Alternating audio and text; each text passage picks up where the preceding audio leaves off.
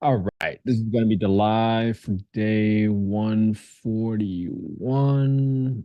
Share my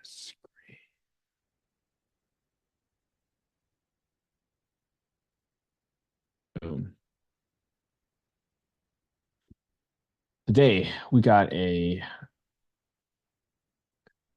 fourplex in Kansas City. So going down the realm of exploring Kansas City a little bit more. So I just looked at some areas where I know that the contractor that we'll have on for our podcast being released on Monday, he has some properties in his area.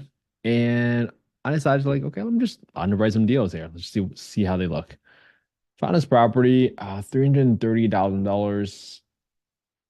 They got their MLS stuff like all wrong. Like 12 bet 16 bats, that makes no sense. So that's how I knew right away there was an issue with this MLS listing. So what I decided to do was, well, I can just take a quick look at what's going on here. So urban core, it says gentrifying. That's what my contractor told me as well. Each unit is currently leased, proven rent, low turnover, rent of 850 a unit is achievable and proven. You can increase rents by going for voucher rents. Okay, interesting. So let's take a quick look at the condition of this property.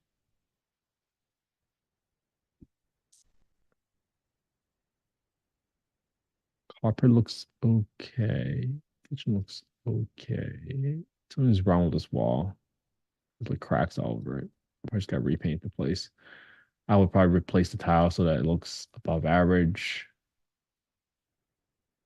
I'm not sure if these are all the units. Unless they just put carpet. I really don't love carpet, to be quite honest with you. And I don't even know if they're hiding anything. Let's go for a quick street view on this property. Okay. The one thing I'm liking so far is I don't love all this trash out there, but I like that this house seems to have been updated based on the exterior. I don't like that house. So what the contractor told me is that this area is really street by street, and it could be really ghetto if you're on the wrong streets. I don't love that there's all this junk right here.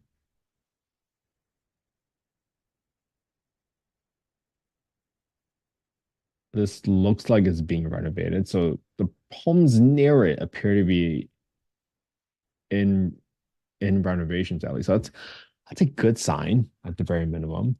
Well, let's go ahead and look up the payment standards. So if you look up the Kansas City Housing Authority payment standards, they actually list out the 2023 numbers. I'm going to use the 2023 for now, but I'm going to assume that these are going to go up eventually at some point. So these are going to be, when I looked up on PropStream, it says that this is a 8 bed 4 bath, which means that it is a fourplex with 4 2-bedroom units.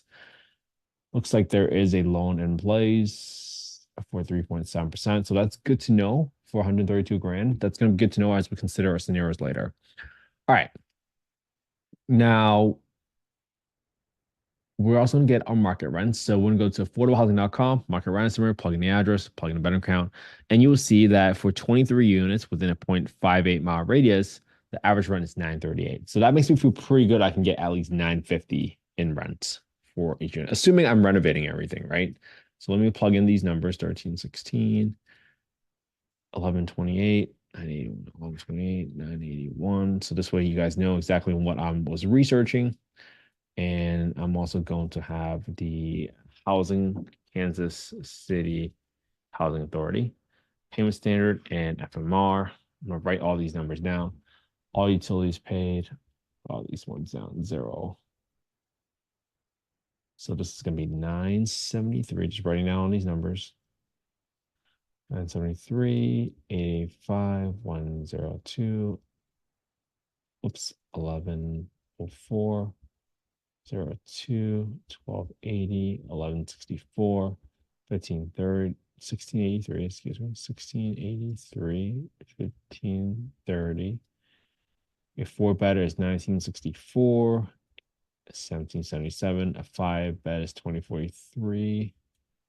I'm not sure if this is a typo because the fair market rent and payment standard is the same here. So it's something that we want to be careful of, but I'm going to assume that this is the maximum rent that you can ever achieve, even if you're including utilities. All right, now that we got the rent, we got the market rents too. That was from Johnson County from what we did yesterday. Now, when I looked up the property here for 2207 East 24th Terrace in Kansas City, 64127, this had a whopping score of 169. This must be one of the highest scores. But remember, right, this is aggregating all the zip code area. And on top of that, it's what I was strongly warned by my contractor that it's street by street. So you really do not want to buy a property on the wrong street here. So if this turns out to be a deal, let's see whether or not a realtor would even want to go to that area, right? That's usually your first indication whether or not it's going to be a safe place to live, is if you are even willing or able to get anyone to go out to that area. So that's going to be really, really important. So let's go ahead and plug in some numbers here. So we got a purchase price of $330,000. Our renovations, let's estimate this. How much square footage is this? On Prop Street, this was listed as 3,762. So I'm going to assume I need to repaint the entire place. And there's some carpeting, so I'm going to assume I need to redo the flooring for the entire place. 3,762, 3,762, and 3,762 for flooring at $8 a square foot. All right. I'm going to assume that I need to remodel all the bathrooms. So let's assume it's 4 bathrooms, $8,000 each.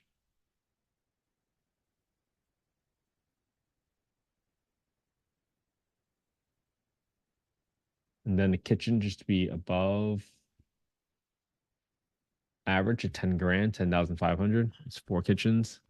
All right, that's pretty much all of the work that I would be doing. I'm assuming 2 of the water heaters to get replaced. I'm assuming some termite issues that we got to fumigate. And I'm assuming the roof is okay. Otherwise, I'm going to negotiate for that piece. And I'm assuming I'm only taking about $500 to keep the landscaping clean while we're doing all this stuff. So all in all, that results in a total rehab of about 150 grand. That's really high, right? That's really high. You're doing such a big rehab for this project. So just something for you to keep in mind as you're trying to think about, well, how do I increase rents for this property? Maybe this full rent will allow me to get the full market rent, which is 1,164, right? So let's underwrite using this scenario 4, and then we'll underwrite using 1160 afterwards. Okay. Now at $330,000, 151 grand, what is going to be my property taxes? Let's see. Property taxes on this property is going to be 222 a month. 222. And just remember, Kansas City or this county is going to be one of those areas where they reassess you every single year. So just be careful. Even if it appreciates, you're going to have to be paying taxes on the newly appraised price. All right, I got 10% for property management and maintenance. I'm going to assume my property manager is going to be a little bit more expensive at 12% because you're in an area where sometimes it's ghetto. Sometimes you have to pay people a lot of money for it to be worth a while of their time to handle the headache of dealing with those areas. I got 5% for vacancy. Might bump this up to 6% just because if you're in such a high crime area, somebody might just be trying to get out of there as soon as possible. All right. Right now, I have this property at 200 at 25% down, 247.5K at 8% interest rate for the prime conventional financing. Assuming everything else is as is, let's go ahead and go through these scenarios. My gross rent is 3,800, which is made up of 950 times 4 because it's a fourplex. My cash flow per month right now is going to be $407, 408. I'd say cash and cash return of 2%. And that's assuming my purchase price was $330,000 with 150, just call it 151,000 rehab. Just kind of keep it straightforward. All right. Now, what if I was able to get the full market rent for this property? Let's play around with the scenario. And I was able to get, let's not even go for the full one. Let's go for 1,100. Well, actually, let's keep going. If assuming the rent as is right now, and my rent stays at 3,800, what would I have to buy this property for? Assuming everything else stays constant, which means my rehab is still 150 grand for me to cash flow 10%. So let's lower this 250, 200. I'm assuming you had to go really low because of how much rehab you're spending. Yeah, that makes sense. 150 grand, 120 grand. Yeah, you had to buy this property for $120,000, which is probably going to be impossible because there's no way that someone will probably go for it. But that will result in a 10.2% cash and cash return with a cash flow of 1563. Okay. Now, the next thing I want to do is, well, what if my rent went up to 1100 per unit and not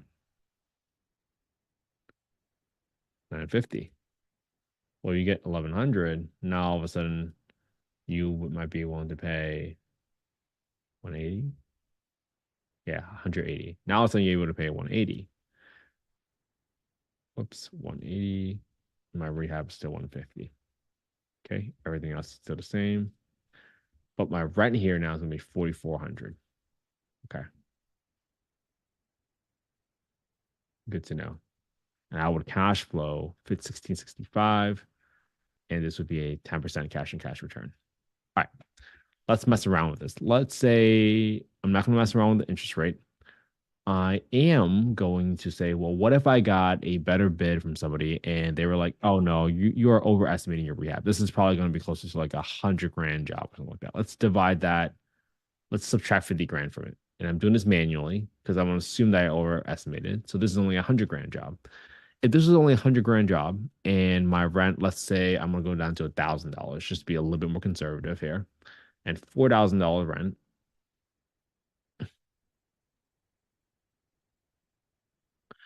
how much would I be willing to pay for this property, assuming everything else stays constant with 25% down, 8% interest rate for this property? Let's go up to 200 grand.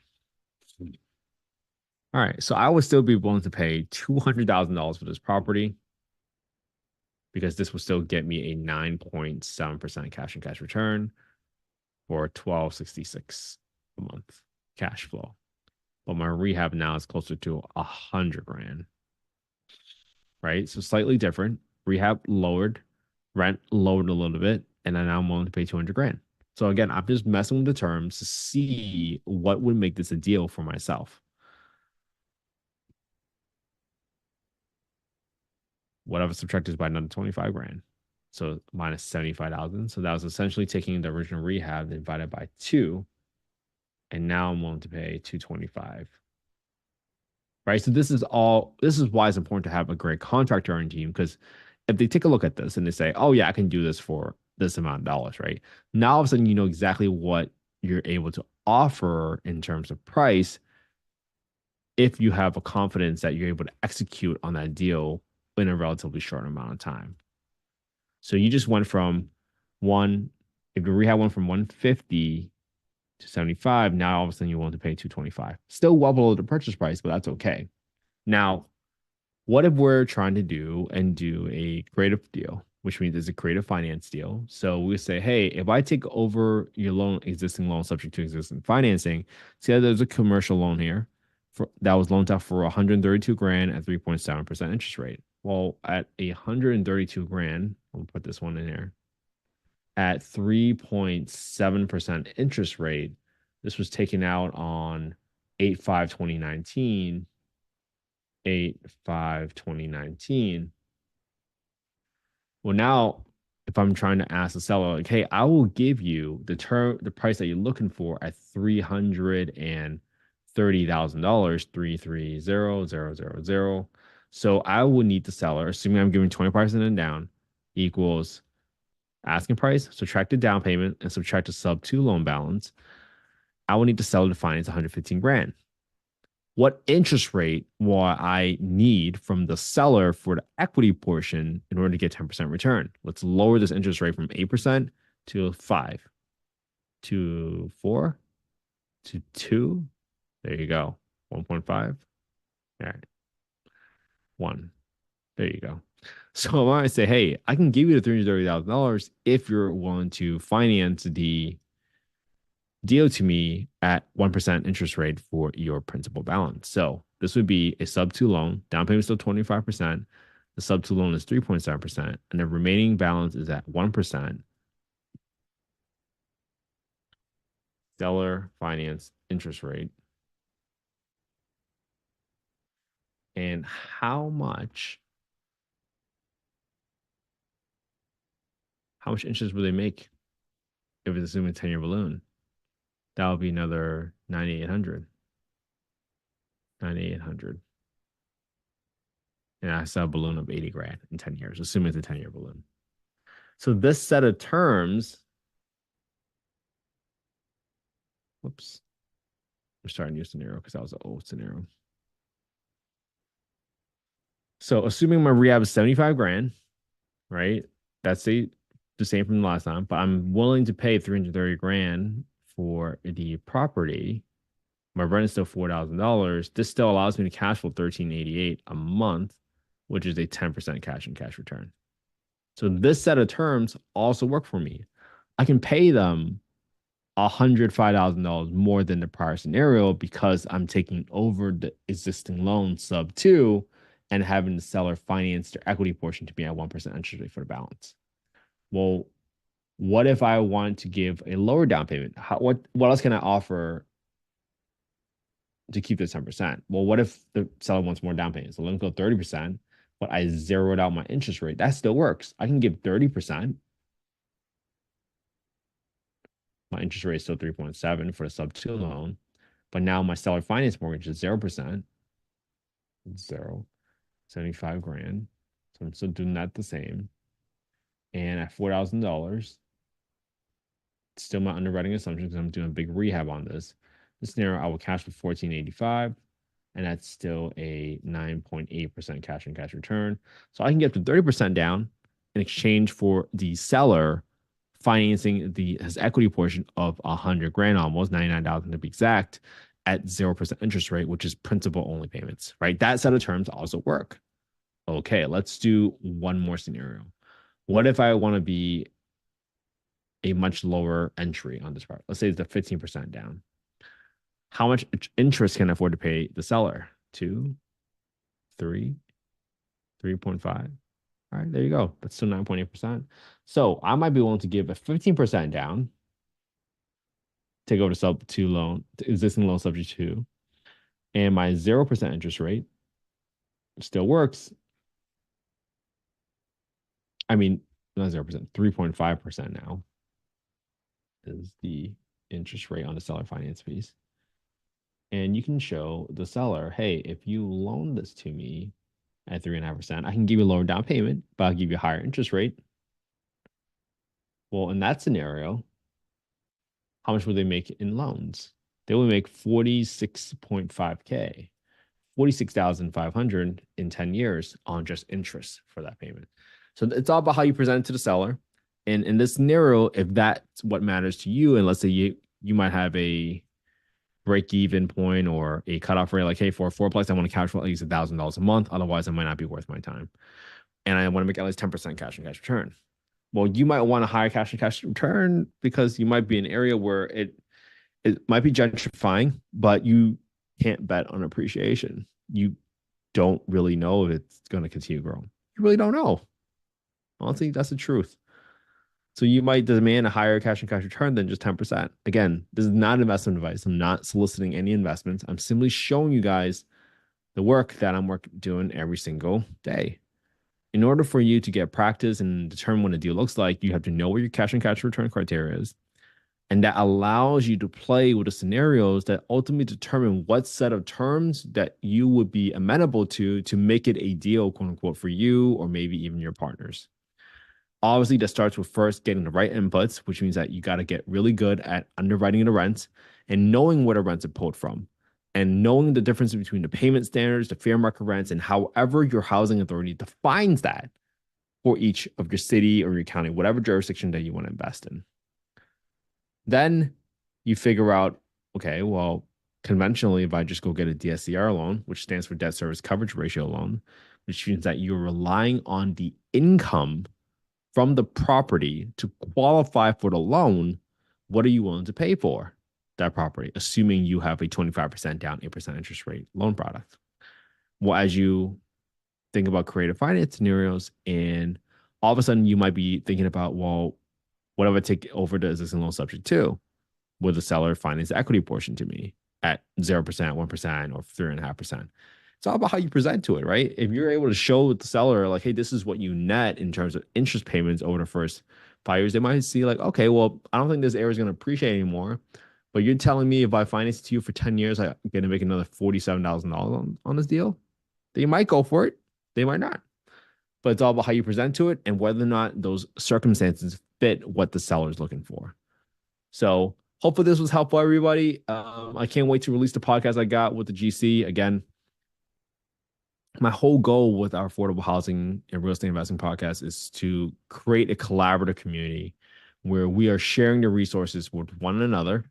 And most importantly, help the entire community thrive together. Remember, competition only happens at the bottom. Collaboration happens at the top.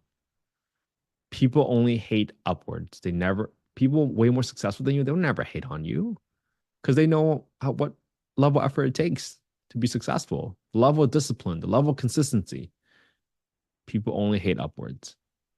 So be collaborative, share your resources with one another. And if you truly have the abundance mindset, so you don't think about how if I give this resource away, then they're not going to take any more of my jobs. Man, that is a scarcity mindset. So just be careful. Scarcity mindset attracts other scarcity mindset folks. When you go out there and you are truly helping others first and foremost, it comes back to you in ways that you would never imagine. And that's one of my goals. I've thought about the day that I died, and I thought about how I would be at peace. And I realized the only way I would be at peace if I've helped enough people, so many people, that it's inevitable that they're going to help my kids and grandkids and any future posterity. That's the only way I'll feel at peace. So think about who you want to help and how you want to help them. I chose to help the working force families, and I want to choose housing to help them. That's my choice because I grew up in affordable housing, and I don't know where my family would have ever been had I not had the apartment I grew up in, had I had not that solid roof over our heads, and allowed me to at least have the opportunity and the choices to thrive and choose education and choose to get smart and choose to hang around the right people and choose to pursue breaking out of that shell. Most folks are born into a certain class and they stay in that certain class because they surround themselves with other people in a certain class. I've been on this journey to acquire more resources so that all of us can feel a little bit less afraid of investing in affordable housing. Because I know how scary it is. But if you had a team of all stars, chances are you might feel a little bit more at ease. And that's what I'm doing. That's why I'm bringing contractors on here. We brought property managers onto the podcast. And it's on you to vet, right? Just because they're a good contractor today doesn't mean they're going to be a good contractor forever.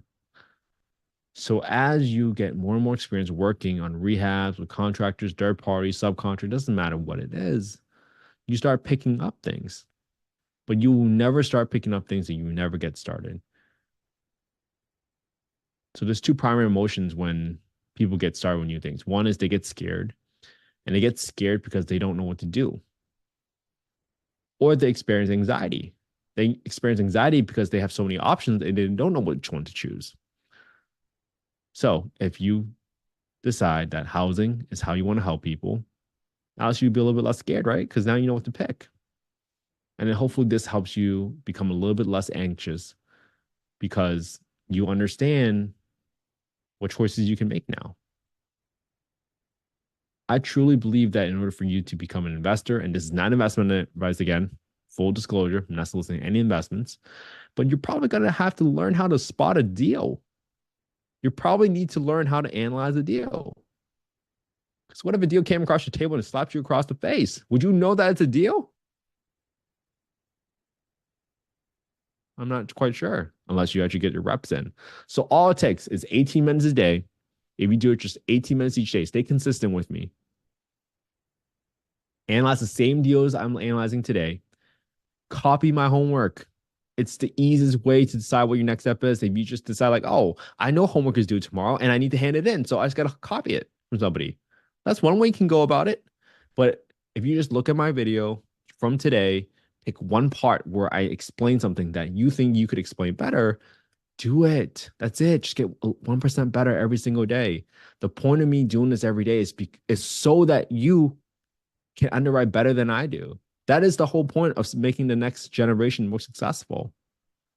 We don't we don't want to say like, oh, these kids like they got it so good. That's the whole point. You're supposed to make life easier for the next generation. So copy what I'm doing, do it better than I did, and then stay consistent with me. Remember, if you just do it for 365 days, you're going to be better at underwriting than 95% of the world. So stay consistent with me. Thank you so much for joining me on Sunday. And I hope you guys spend some quality time with your family and friends today. Enjoy your weekend. It's going to be a start to the work week again tomorrow. But if you stay consistent with me, you will never feel as if you have to force this to happen. When I started this, I thought about doing this 100 days in a row. And now I'm at day 141. It starts stacking, it becomes a habit. And now I finally understand why people say, show me the habits of someone, and I can tell you how successful they are. Once you have autopiloted your habits, and these are habits that will make exponential progress for you in your professional career, well, those might be the habits you want to focus on. So you might not need to underwrite a deal every single day for the rest of your life, but you do it for a year. You might feel like, let me just keep going. And then the work compounds, consistency compounds, and there's no guarantees in life. And that's entrepreneurship. But I hope you do it with me so that we can feel a little bit less lonely doing all